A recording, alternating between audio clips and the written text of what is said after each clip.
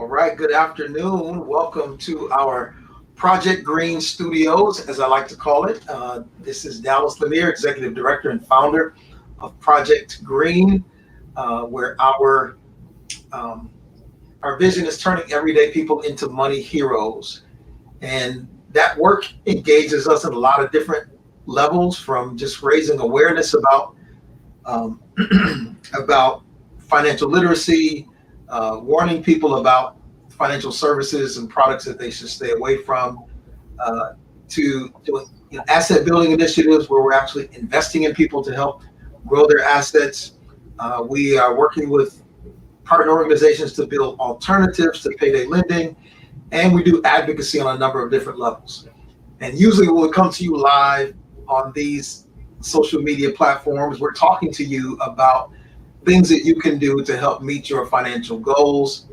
Um, but today, we're taking a little bit of a turn in our conversation. And instead of talking about things you can do individually, we're talking about some things that we are doing organizationally to help grow our capacity in all of those areas that I just talked about. And we thought that this conversation today would help some of our local partner organizations here in the Grand Rapids area, and anybody who watches this can benefit. If you are leading a nonprofit organization, we think this conversation today will help you potentially expand your capacity as well. And so if you're watching live, we invite you to join us in the conversation with any comments or questions, but also to share it on whatever platform you're watching so that others can join in today as well. And so you see, I'm not by myself today. Let me introduce our guests. And immediately next to me on the screen is Ivy Holland. And Ivy is working with us as an AmeriCorps member here this summer. And then we also have Rachel Daskin, and Rachel is here from CEDAM, and she serves as their director of capacity building.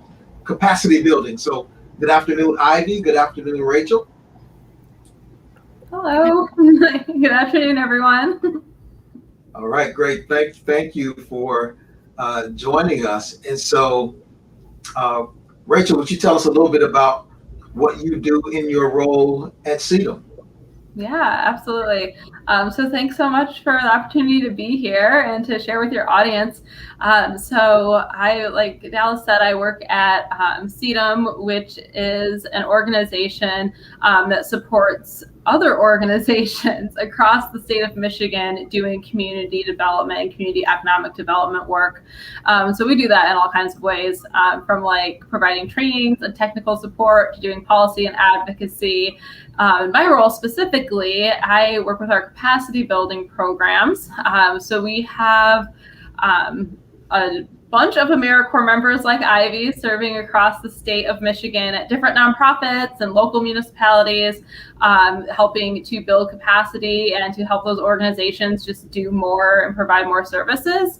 And then we also have a fellowship program as well, where we have 10 fellows who are working in local municipalities to increase their effectiveness and to really build their communities up. And so I manage those two programs at CEDAM. Fantastic. And we probably should tell people what CEDAM stands for. You pretty much said every word in there, but it's the Community Economic Development Association of Michigan. I think I got that right? Yeah, that's a great job.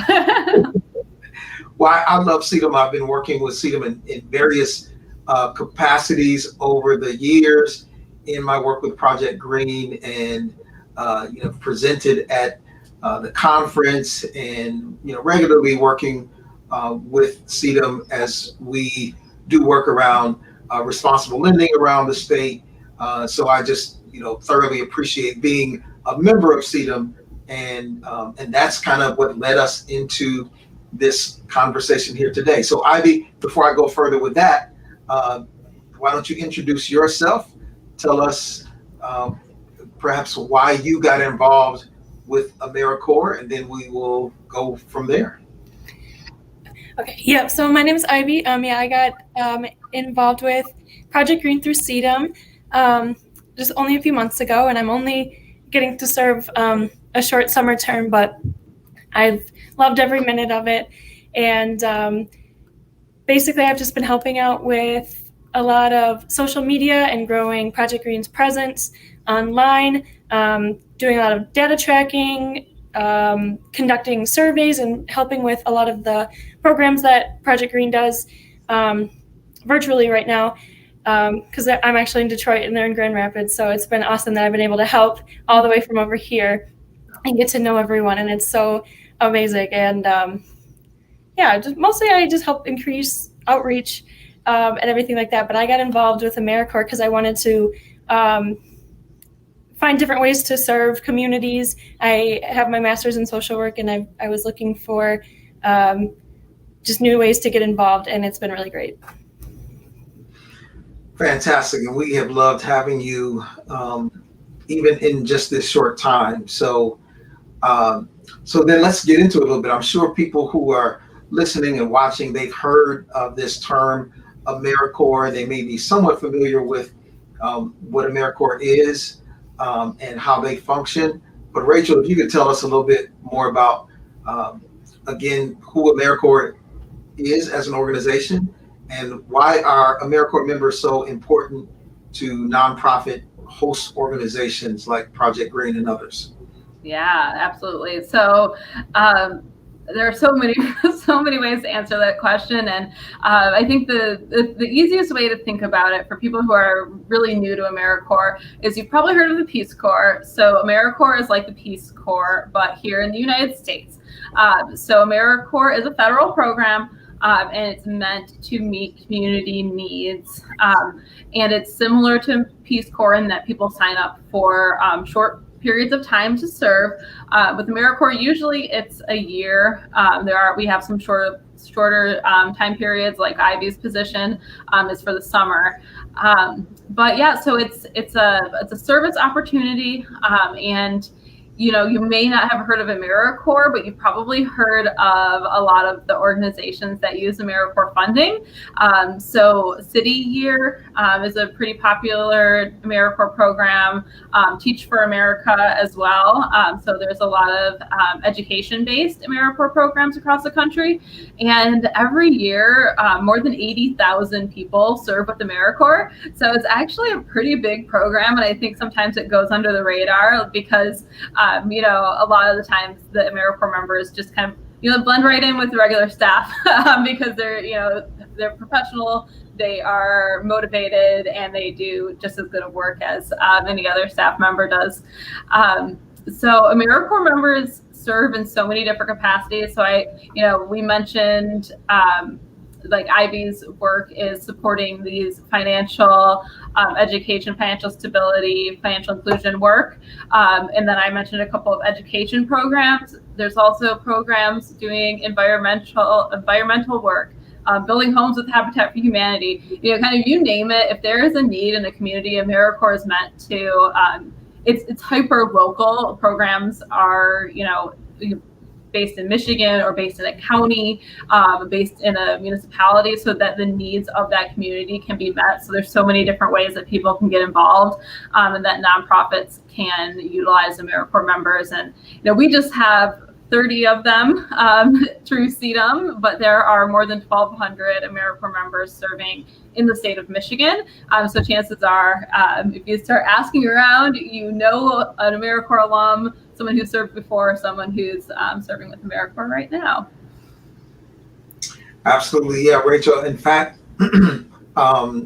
just a couple of years ago, here locally, through our Kent County Tax Credit Coalition, I was working with Home Repair Services, Kent County Home Repair Services, as they were planning an event. And the person who was leading that event, when I met them, I thought that they were a new staff member with that organization. And I discovered instead that they were an AmeriCorps member. And so that was my introduction to them. And, it kind of stayed in my mind, like, wow, that's great that they were able to leverage that service. And so when we had an opportunity, I recalled that and said, let me jump on this so that we can do likewise. Yeah. So then tell me, how do you all find, or how does AmeriCorps find the ideal candidate? How do people get connected with AmeriCorps? Yeah. Well, Dallas, you just mentioned that, you didn't even know it was an AmeriCorps member. And Ivy mentioned that she has a master's degree in social work. That's, and AmeriCorps members are all different types of people. RJ, thanks for this is great. And yeah, so AmeriCorps members come from all different types of backgrounds. And occasionally we hear that's for young people, but I don't think that's the case at all with our program. We have such a different variety of age ranges and people from all walks of life joining. We've had retirees who are like, you know what, I got bored sitting around and I wanted to give back. And then we have people who are fresh out of high school. So all different types of people, and everyone learns from each other. But the ideal candidate is really somebody who has a heart for the work. It's not a job, it's a term of service. And, that's reflected in the fact that members don't really get paid. They receive a living allowance. So it's, it is meant to be enough to live on. And CEDAM specifically is also providing a housing stipend starting this fall for our members. So it'll be around minimum wage, but it is a federal program, and it's not, you're not in it to get rich. So we really are looking for somebody who is joining because they want to give back. And then there's also this professional development aspect of it that's really important.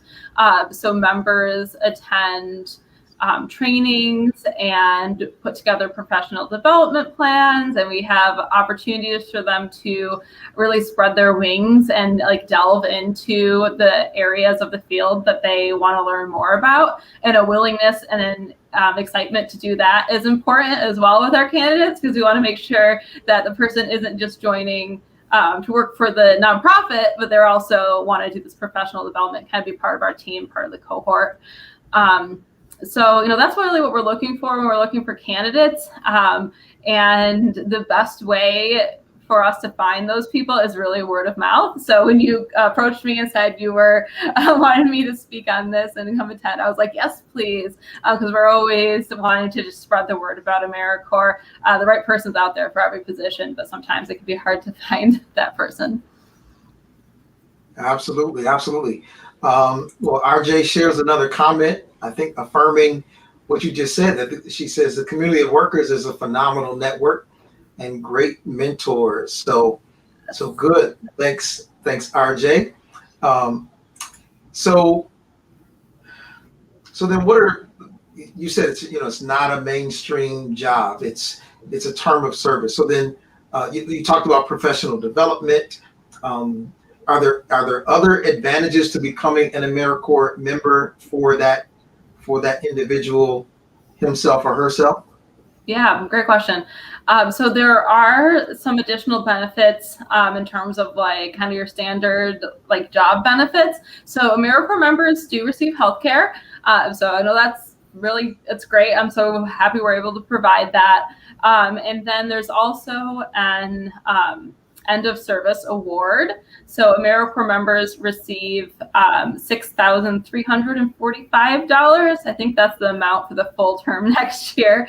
And it goes up every year a little bit, that they can use to pay back education, to pay back student loans, or to continue their education. So, when you start to kind of add in all those benefits, it is, it's not a terrible deal, especially with all the professional development opportunities too.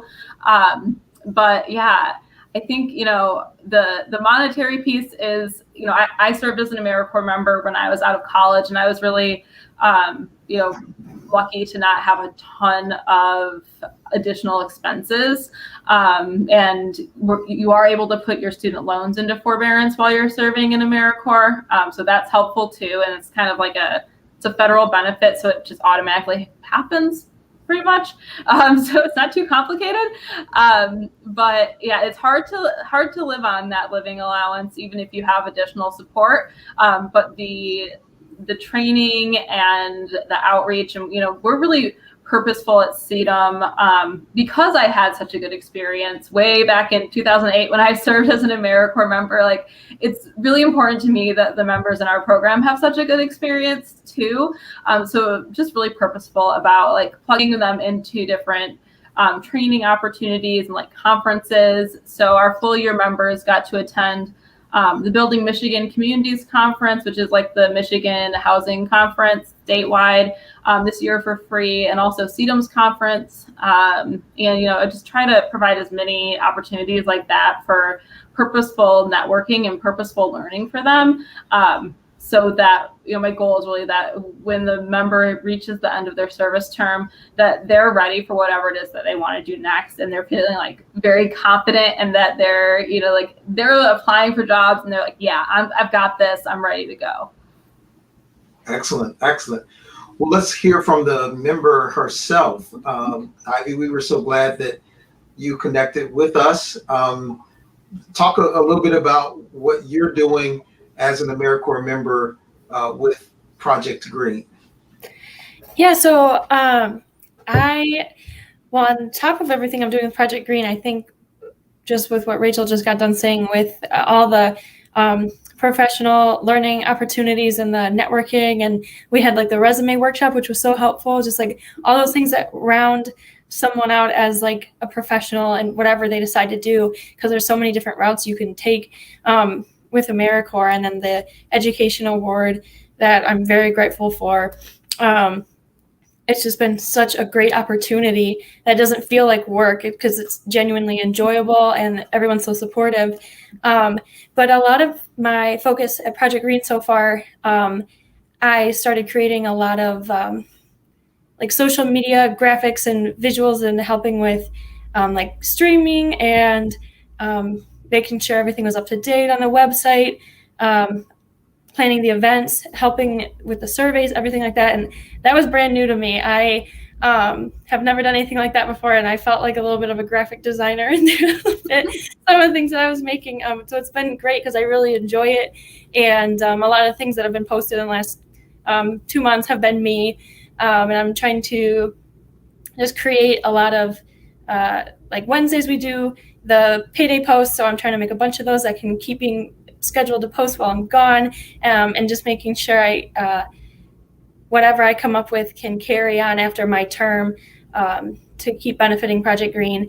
And it's also been really fun being involved with the programs they do, such as Money Talk Workshop and Credit Building 101, 500 Strong. All of those I've been lucky enough to be able to sit in on and help facilitate on Zoom, which has been obviously very different than being in person, but it's a lot of fun because I get to get connected with all these people that have great stories and great just information to share.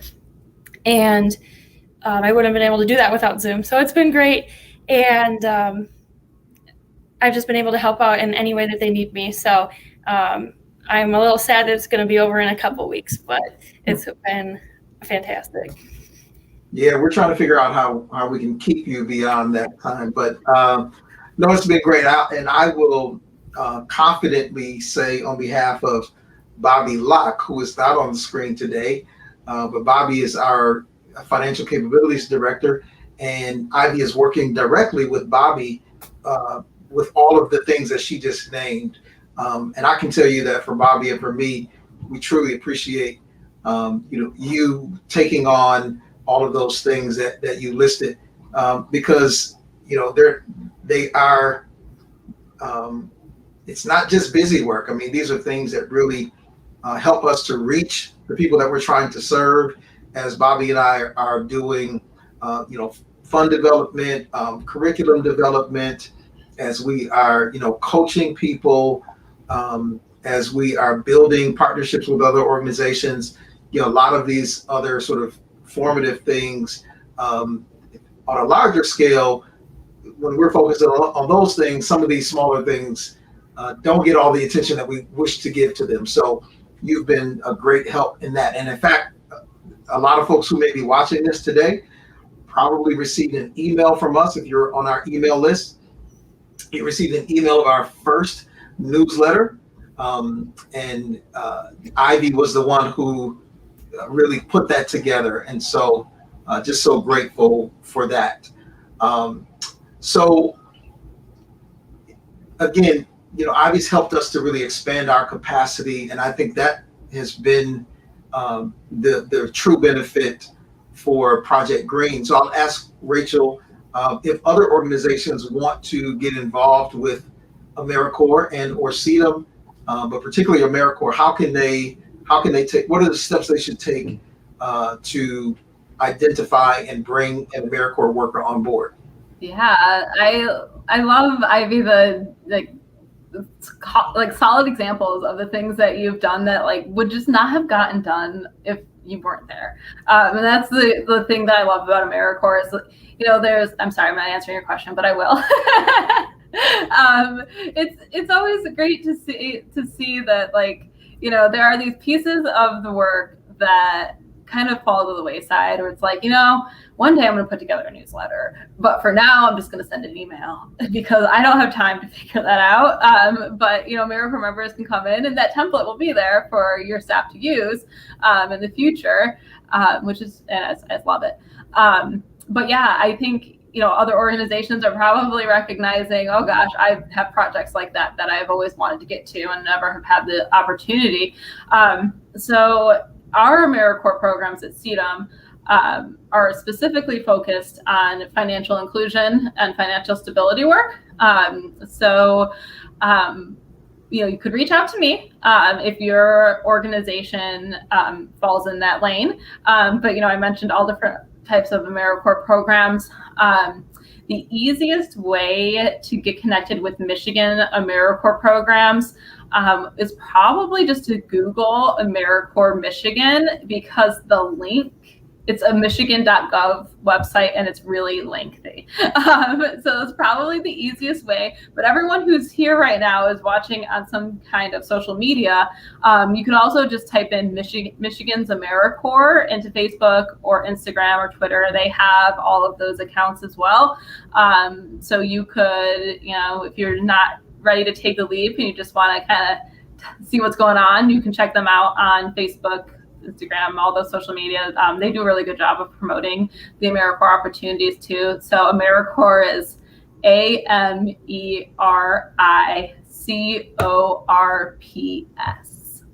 So type in Michigan's AmeriCorps and you'll find it. Oh, perfect. And you can always reach out to me too, and I can put you in contact with the right person.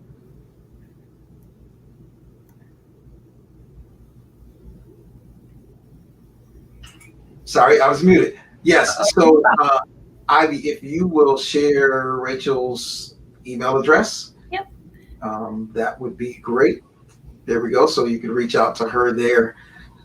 So one thing I'll share too that we learned as we got involved and we're looking for an AmeriCorps member is that the organizations themselves also have some say in who their AmeriCorps worker is. So we actually were involved in recruiting someone and then in helping to identify. So we interviewed more than one person. So it was really like a job posting. So there weren't necessarily a pool of people that AmeriCorps already had pre-picked, but rather we were engaged and involved in that recruitment process. But it was certainly worth it, and I think that organizations will appreciate knowing that going into it.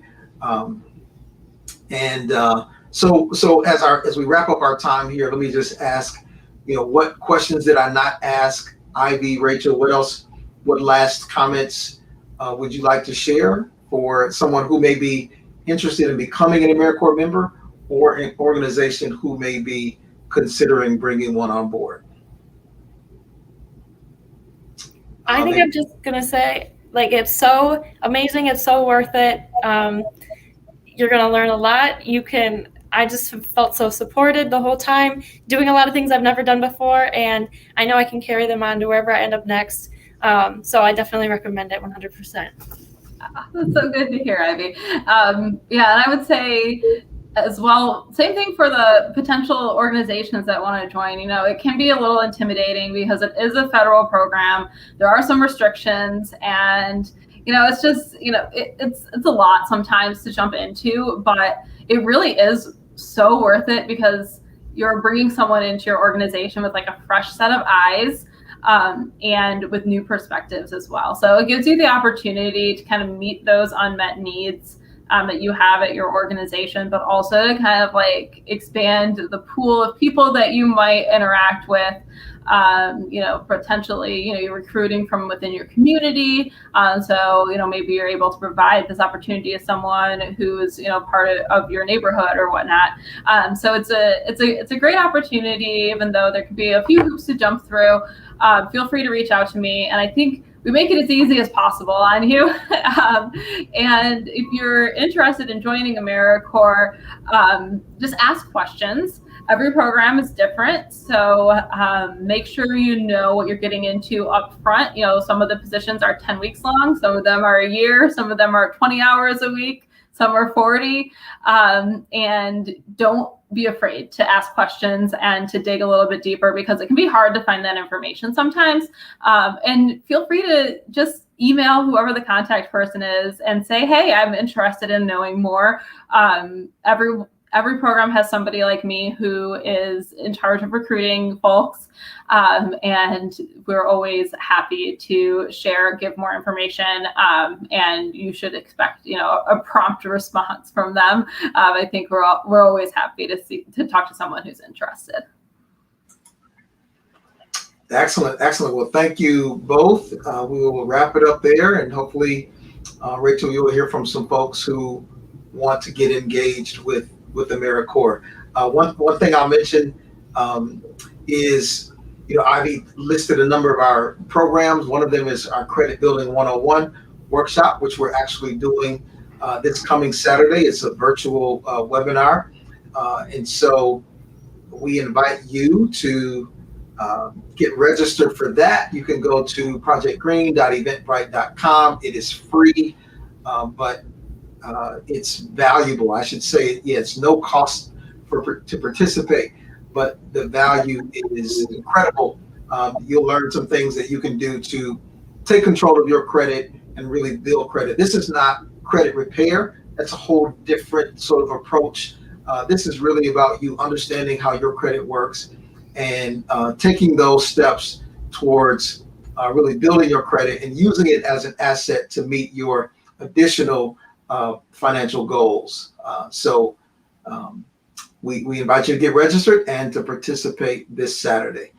All right. Thank you all for joining, and we will look forward to our next broadcast as we talk to some of our grassroots financial advocates who will be sharing what their advocacy projects are. So stay tuned for those in the upcoming weeks. Thanks, Rachel. Thanks, Ivy. Have a great afternoon. Thank you. Thank you. Bye, everyone.